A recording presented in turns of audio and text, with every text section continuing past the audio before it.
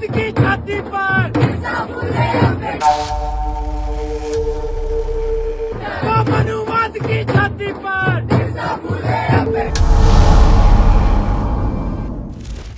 आजकल social media और आधुनिक बहसों में एक नया ट्रेंड देखने को मिलता है।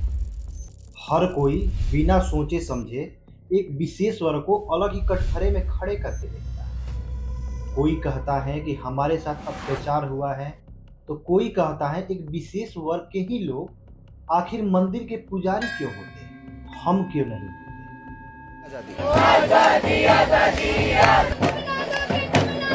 टपली बजाकर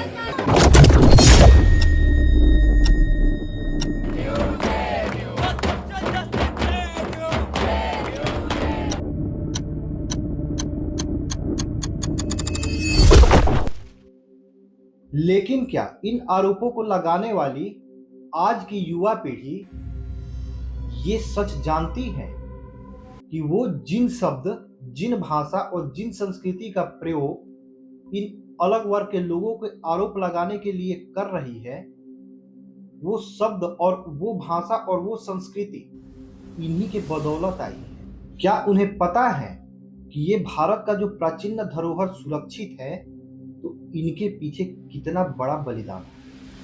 आज हम इस वीडियो में किसी के भावनाओं को ठेस पहुंचाने नहीं आए, बल्कि इतिहास के पन्ने को पलटने आए और ये बताने आए हैं कि यदि इस धारा पर वो तपस्वी ना होते तो हमारा क्या अस्तित्व होता। नमस्कार दोस्तों, मेरा नाम है शिवम ओझा। आज हम उस गलत मानसिकता के लोगों के मुंह पर तमाचा मारने आए जो अक्सर एक विशेष वर्ग के लोगों को सवाल उठाते हैं, उंगली उठाते हैं।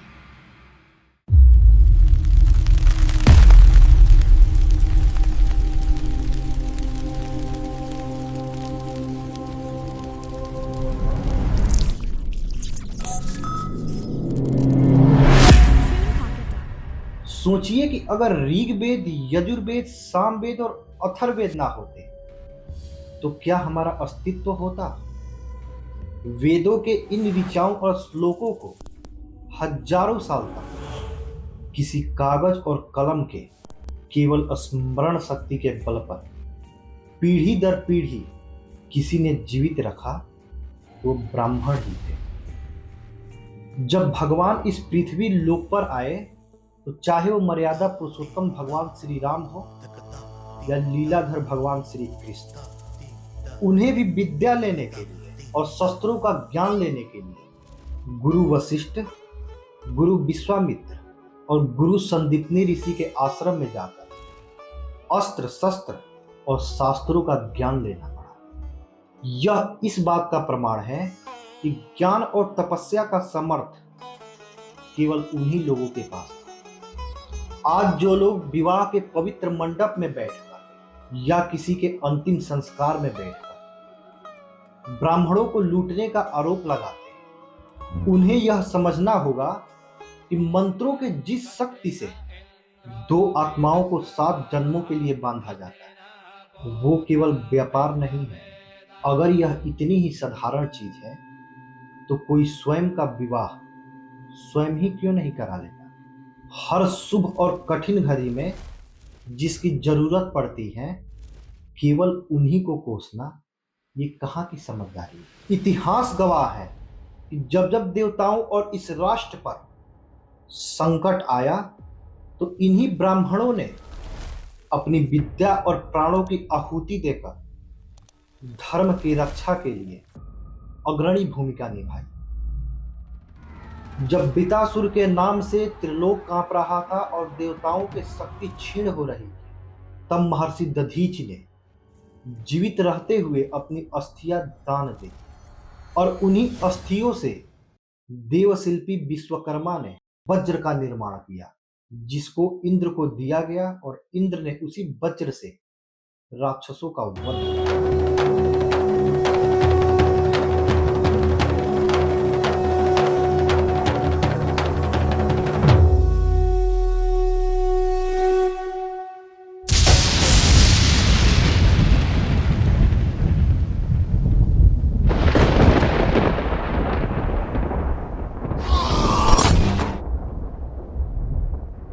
जब काल के नामक असुर रात में तबाही मचाकर और दिन में समुद्र के गहराइयों में छुप जाया करता था, तब महर्षि अगस्त्य ने समुद्र को अपने अंजुली में लेकर अपनी योग और मंत्र शक्ति से समुद्र को सोख लिया, जिससे असुर देवताओं के सामने बेनकाब हो गए और जिससे उनका अंत हो।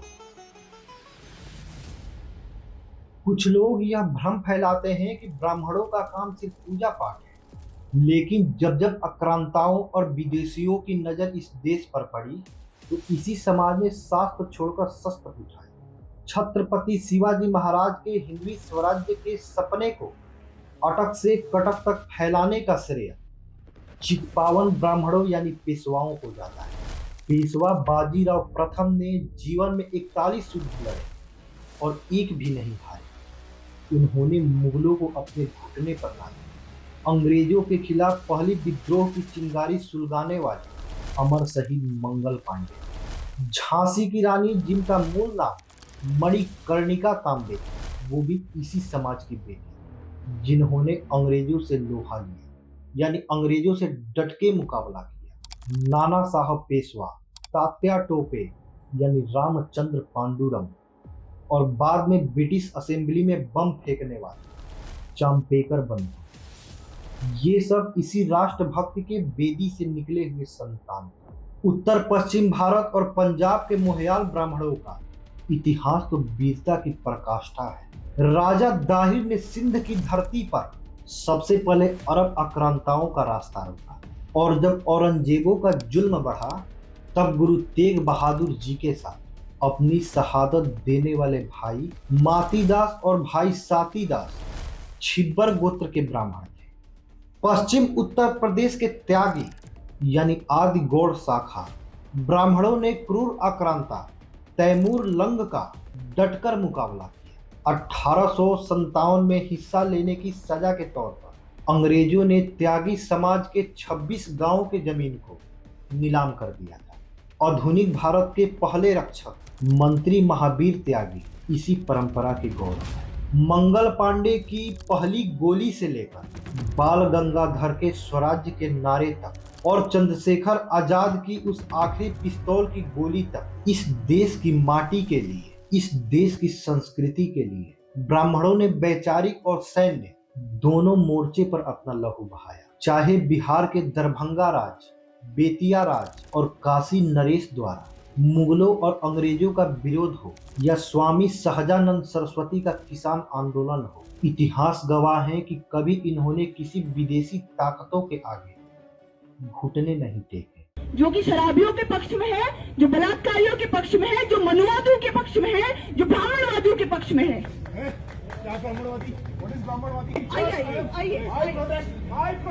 आज के युवा पीढ़ी को इन सोशल मीडिया के झूठे नैरेटिव से बाहर निकलकर इस त्याग, इस तपस्या और इस शौर्य को समझने की जरूरत है। इतिहास को कोसने से पहले इतिहास को पढ़ना हो। किसी दूसरे की सुनी सुनाई बातों पर ध्यान ना देकर इतिहास को अच्छी तरह पढ़ना होगा। इंस्टाग्राम के रील और व्हाट्सएप के सुनी सुनाई बातों पर या लिखी लिखाई बातों पर ध्यान ना देकर इतिहास के पन्ने को पलटना होगा। तब पता चलेगा कि ब्राह्मणों का इतिहास कितना गहरा और कितना शौर्यवान रहा है।